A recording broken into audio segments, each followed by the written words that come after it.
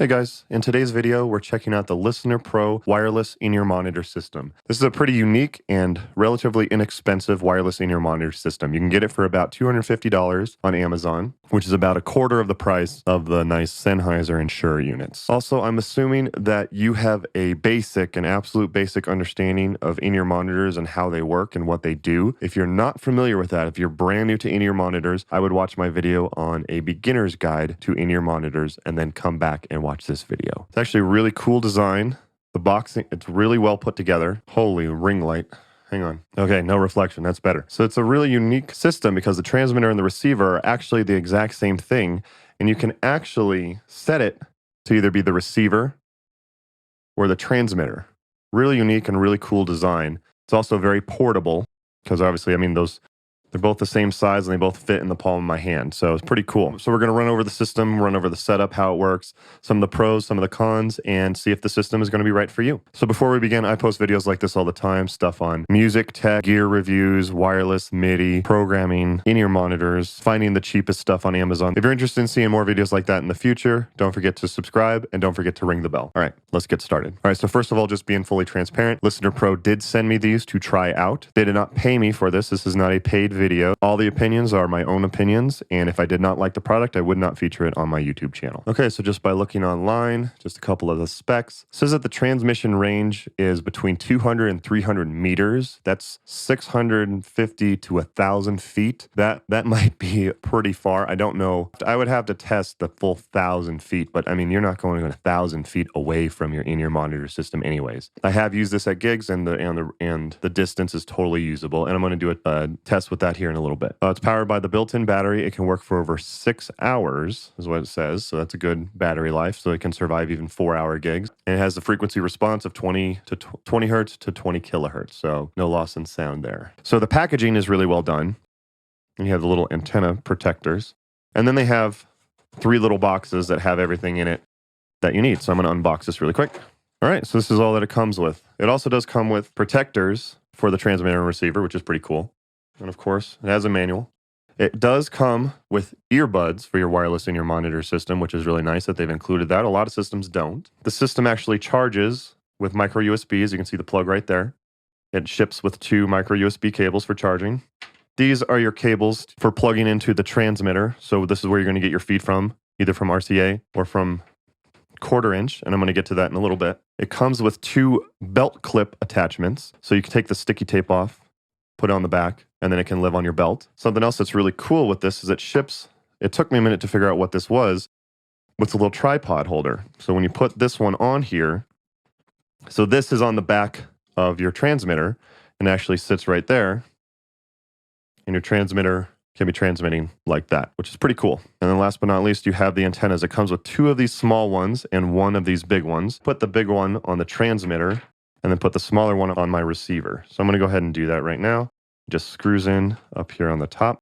Nice and simple. And we're ready to go. Okay, so like I said, on the side here, this is really unique. You can either set it to receive or transmit, which is pretty cool. And then you also have a way, you can see where you have a lock. So it's either unlocked and I can change stuff on here, or you can lock it, and that way I don't accidentally bump anything. So those are your controls on the side. So I have this one set to receiver. I have this one set to transmit. So I'm going to turn them on. So you hold the power button, turns on. You can change the channel. What channel do you want to transmit and receive on? There's 30 different channels to choose from. I'm going to set it to 25. Turn the transmitter on, setting it on 25, and now the light is solid, so you know that it's receiving a signal. So if I set this one to 23, it's no longer receiving a signal. So you're going to set it to channel 25 to get these 2 to communicate with each other, set them to the same channel. You can also change the volume with your left and right arrows. So you can go all the way down to off, or you can turn them all the way up to 15 is max volume. So I have it at 12. And you can also do that on the transmitter as well, which is nice. So that's pretty much it. It's really simple. So now you're going to get your feed wherever you're getting your in-ear monitors from. So from your mixing board or whatever, you're going to plug in your feed here. So I'm going to go ahead and do that. On the top here, you have mic, in, and out. So you would want to do in, because you're sending signal into the transmitter, and then in your receiver, plug it into the out, put your in-ears in, and you're ready to go. That's it. Set the volume with a couple of buttons if you need to. If you're getting interference, you have 30 different channels to choose from. Pretty basic and pretty straightforward. Okay, so I have been able to use this at a few gigs. So one of the things about the specs is that this actually transmits in the 2.4 gigahertz range, which if you've seen some of my other videos, you'll know that I'm a little hesitant on 2.4 gigahertz because I've had different problems with some of them for like guitar stuff and wireless microphones. The thing about that makes me trust this system more than I trust those other ones is that this one has 30 different channels that you can choose from. 30 different channels. So if you have interference on one channel, you can change to another one. I purposefully waited to do this video until I've tested it at 2 different gigs that I know always have trouble with 2.4. So 2.4 gigahertz is the same system as Wi-Fi, wireless routers, Bluetooth, garage door opener, stuff like that. It's a very crowded network, but it's a universally accepted and you don't have to worry about your frequency being bought out by the FCC or something like that. You can take these all around the world and use them wherever. But because it's such a universally allowed frequency, it can be really crowded. So I did them at 2 different gigs. I did them at one at a stage where there's a lot of stuff going on. There's a lot of wireless going on. I usually have problems with 2.4 gigahertz at that venue, and I did not have any problems with this system. I then did it at a live stream. At a live stream, there's a ton of wireless signal. There were 3 wireless mics, 2 wireless guitars, and 2 wireless in-ear monitor systems, including this one. Not to mention all the routers and stuff like that, and the cameras, everything going on. These never cut out on me. I've also tried these at my house where I have a lot of trouble with 2.4 gigahertz, and these have also not failed me. That is what makes me feel like these are a lot more reliable than most other 2.4 gigahertz systems. The fact that you have 30 different channels to choose from.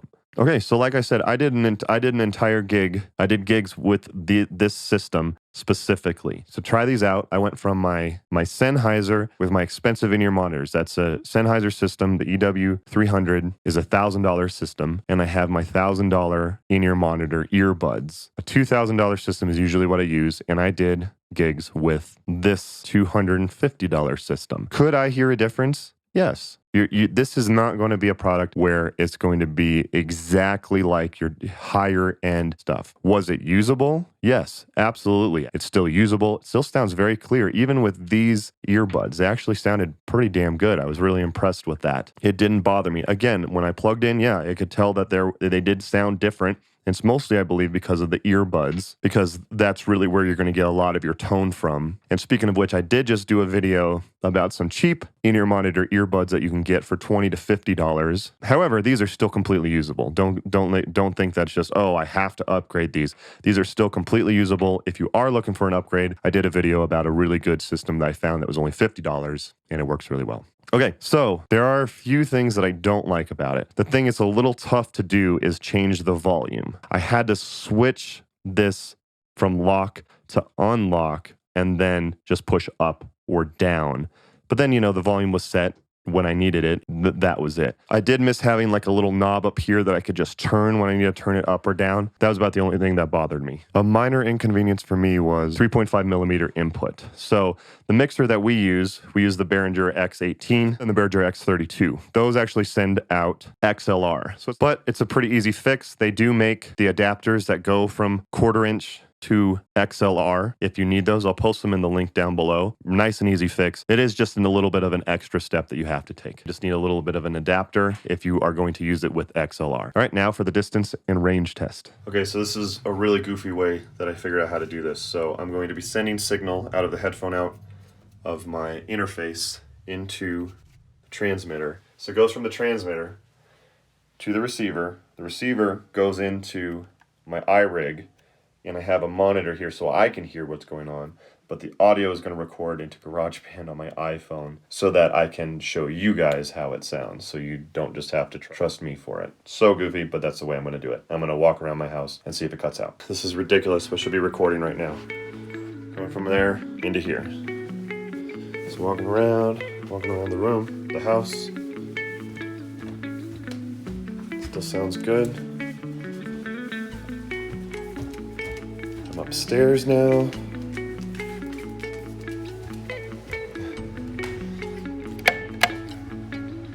Hi, Joe. You want to help with the test? You want to help with the audio test? All right. And now all the way into the other side of my house. Up on the next floor and all the way over. No dropouts. It's pretty cool. Head back just in case. Bye, Joe. Say hi to YouTube.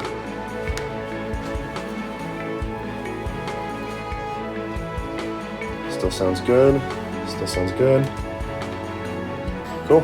No dropouts at all on my end. Pretty impressive. So if you can go through that many doors and walls and floors, you're not going to have any problems at your show.